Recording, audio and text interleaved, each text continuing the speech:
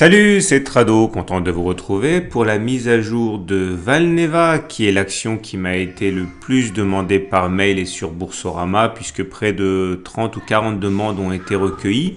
Et on va commencer par le Trado Screener. Alors, pour accéder au Trado Screener, je vous rappelle que c'est ici, vous cliquez là, c'est 100% gratuit. Le problème, c'est que la dernière analyse date du 19 juillet. Et à cette époque, comme vous pouvez le voir, c'était un petit peu caduc. Je vais mettre la nouvelle analyse je vais mettre l'analyse à jour dans la journée. Et la bonne nouvelle, c'est que Valneva, qui était encore à moins 1,5 la semaine dernière, bascule légèrement positif à 0,5 en force hebdomadaire et journalière. Donc ça, c'est un gros changement. J'aurais bien aimé vous montrer le Trado Screener mis à jour. J'ai pas eu le temps, mais là, c'est plus moins 1,5, c'est 0,5 et c'est sans doute la chose la plus intéressante à noter dans l'immédiat. Mais pour l'instant, revenons à l'analyse purement graphique. Alors, on va faire un petit détour dans le passé pour voir comment Valneva a réagi. On est en unité de temps journalière, c'est-à-dire que chaque bougie correspond ici à une journée de cotation.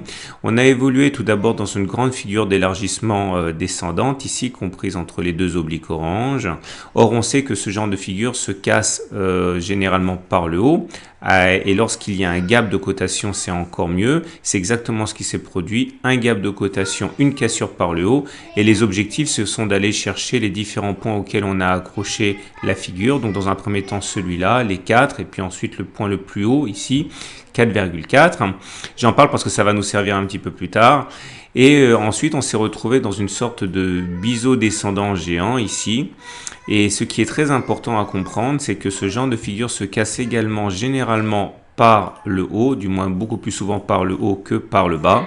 Et si j'en parle, c'est parce que les objectifs sont d'aller chercher, pareil, les points les plus hauts auxquels on a accroché l'oblique supérieur. Ça voudrait dire, si on arrivait à s'extraire de cette figure par le haut, aller chercher à terme les 4,45 et les 4,9.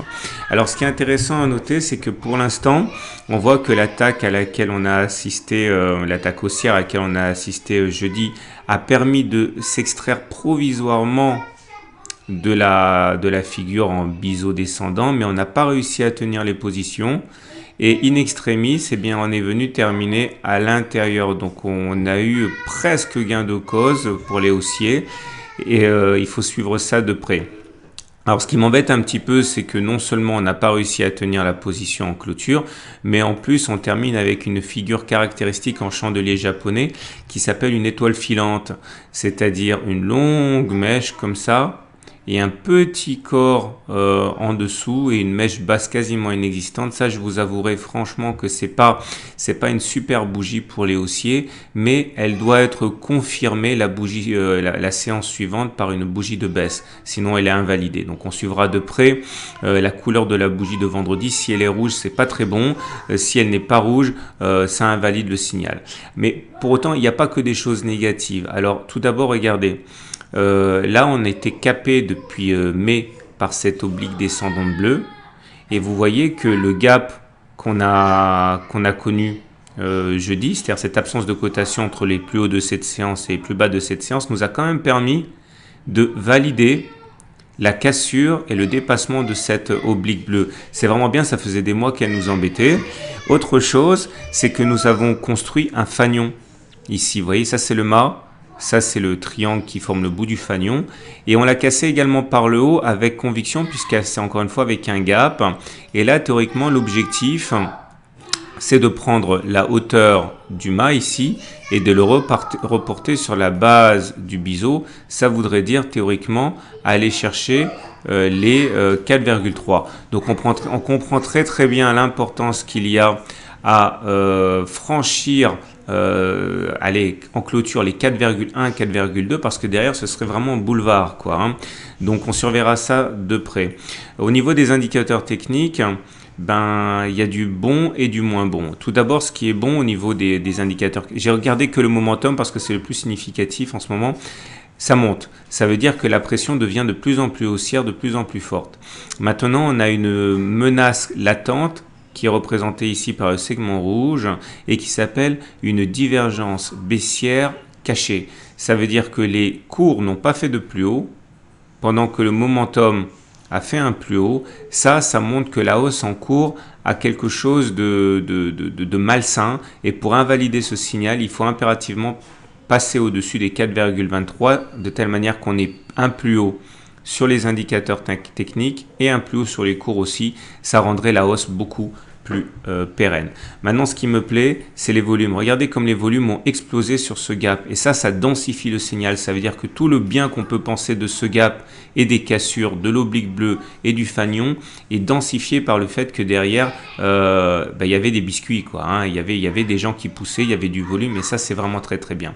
Et on va terminer avec la dernière chose. Et celle-ci est vraiment très favorable. C'est au niveau du système Ichimoku. Alors au niveau du système Ichimoku, voilà ce qu'il faut retenir, c'est qu'on était confiné en dessous du nuage. Quand on est en dessous du nuage, on subit les attaques baissières. Quand on est au-dessus du nuage, on est en tendance haussière. Mais là, pareil, hein, il faut une bougie de confirmation, une seule bougie ne suffit pas. Mais là, il semble quand même qu'on est clôturé au-dessus du nuage. Ça, c'est bien. Et on a en soutien la Tenkan, la petite courbe marron là. Ça, c'est une bonne chose. Donc voilà, tous les éléments coïncident pour dire que la hausse semble se dessiner. Mais il faut absolument casser au-dessus du biseau descendant, clôturer au-dessus de 4,1, 4,2, deux bougies d'affilée. Ça, ce serait vraiment très, très, très bien. Et j'ai quand même envie d'être complet au niveau de l'analyse technique en parlant de la théorie de dos.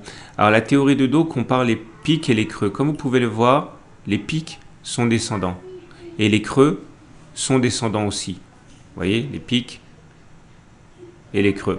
Ça veut dire qu'au regard de la théorie de dos, on est en tendance baissière. Si on arrivait à inverser la tendance et à faire des pics et des creux ascendants, on se mettrait en tendance haussière au regard de la théorie de dos. Et regardez, on n'est plus très loin parce que déjà les creux semblent devenir ascendants.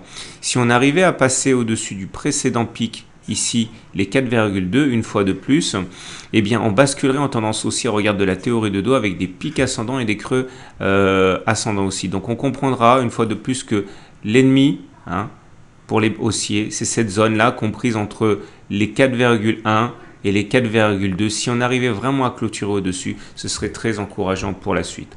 Voilà, je vous souhaite une bonne journée, je vous souhaite de bons trades. N'oubliez pas que le plus important dans le trading, dans la spéculation, c'est les fondamentaux, c'est pas l'analyse technique. Donc il faut vraiment avoir une idée claire des fondamentaux avant d'acheter ou de vendre une action. Et revenez voir le Trado Screener mis à jour dans la journée, j'aurai le temps de le remettre. Voilà, à très bientôt pour une mise à jour. Et n'oubliez pas, vous pouvez vous inscrire à la newsletter gratuite, c'est en haut à droite, comme ça vous ne louperez pas la prochaine mise à jour. Et pour ceux qui découvrent le blog, sachez que j'ai écrit un livre pour les débutants justement et il vous est accessible sur simple demande. N'hésitez pas. Voilà, à très bientôt pour une mise à jour.